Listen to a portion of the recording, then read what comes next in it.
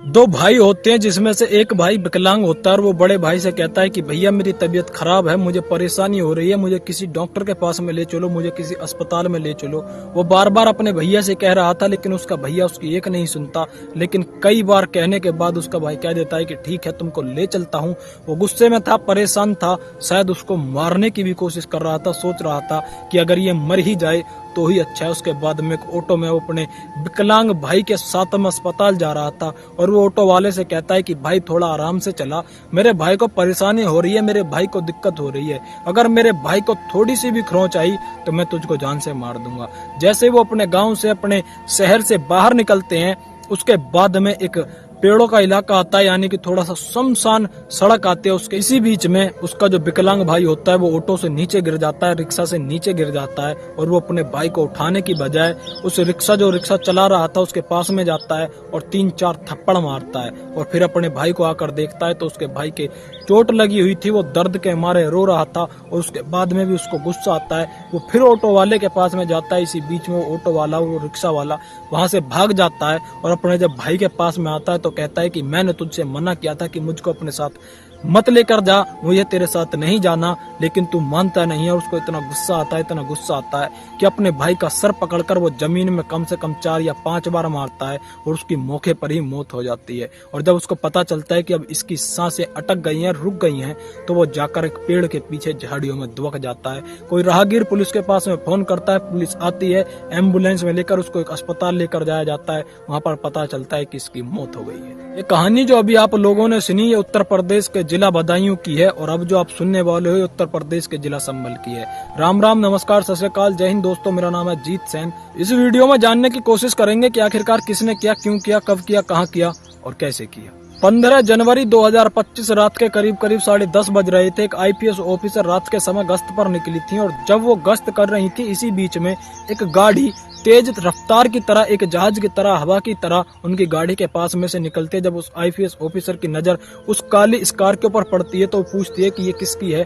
तो उनके जो टीम के लोग होते हैं बताते हैं कि मैडम पता नहीं। और अचंभे की बात इसलिए भी था क्योंकि उस दिन इतना कोहरा था कि थोड़ी सी भी दूर का देखना, थोड़ी सी भी नजदीक का दिखाई नहीं दे रहा था।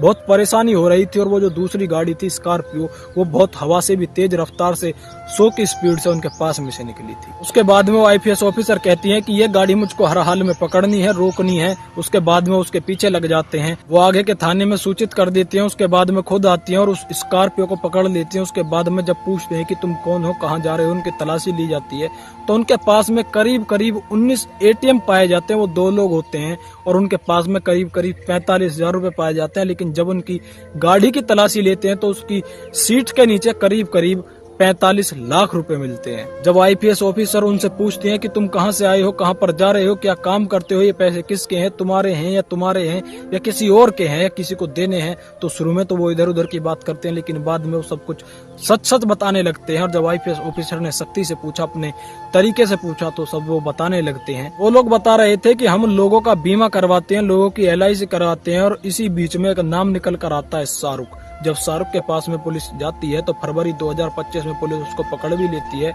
लेकिन उसी के साथ साथ एक कत्ल के तार जो थे, जो रिश्ते थे, वो उसके साथ जुड़े हुए थे। जब शाहरुख को पुलिस अपनी हिरासत में ले लेती है, पकड़ लेती है, तो वो कुछ भी नहीं बताता। लेकिन जब उसका फोन चेक करते हैं तो वो किसी से बात कर रहा था कि उसके बीमा के पैसे हम लोगों को कब मिलेंगे। पुलिस उस शख्स के पास में जाती है जिससे वो बात कर रहा था, उसी के गाँव का होता है। जब उसको हिरासत में लेती है तो वो बताता है कि मैडम हमने एक कत्ल किया। जब पुलिस वाले पूछते हैं कि तुमने वो कत्ल कैसे किया, कहाँ किया, दरअसल गाँव वालों को तो ये पता था कि उस लड़के की जो मौत हुई है वो एक एक्सीडेंट से हुई है, एक वाहन से उसकी मौत हो गई है। उसके जो बीमा के पैसे थे उसके यानी कि भाई यानी कि मौसी के लड़के को मिलने वाले थे, करीब 20 लाख रुपए तो वो लोग ले लेते हैं।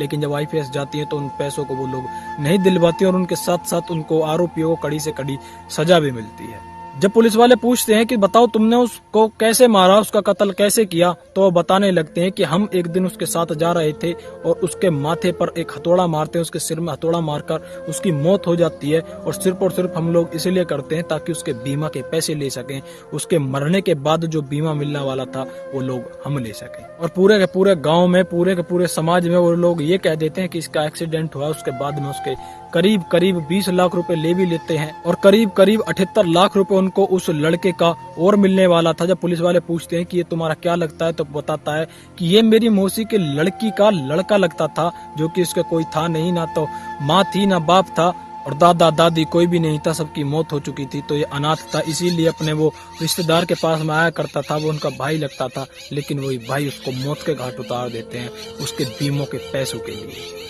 दोस्तों, इस वीडियो पर आप सभी की राय क्या है, कमेंट सेक्शन में जरूर बता देना। हो सके तो इस वीडियो को ज्यादा से ज्यादा मात्रा में शेयर कर देना। जय हिंद, जय भारत।